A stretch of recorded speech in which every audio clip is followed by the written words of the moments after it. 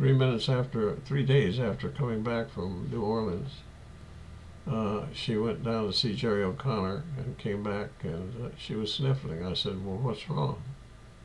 She said, it's too late, it's too late. I'm suing you for a divorce. I said, you're what?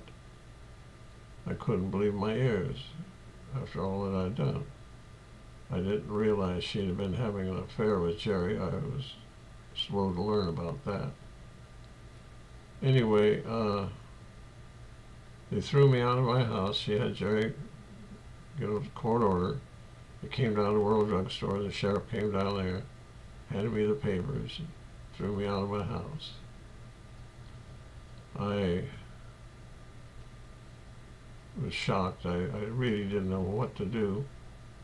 I called Dr. Thoreau and told him about it. He said, well, I guess I'll have to take the bull by the horns. I didn't know what he meant at the time. But what he meant, he was going to have Attorney Joey Sauls, his attorney, put her in for treatment.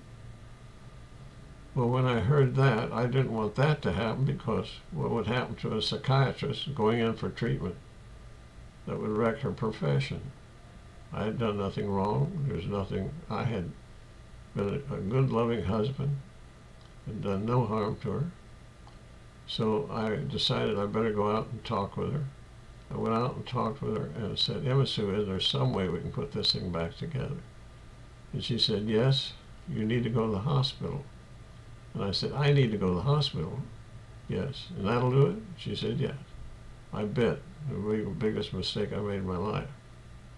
She took me up to 800 in St. Francis, and I was up there for 72 days with electric shock treatment and instant shock treatment. And I mean, I just couldn't understand what was happening. My parents were overseas, on an overseas tour of Asia, and when they got back, they were really shocked to find out what things had happened. I'll tell you more about it in just a minute.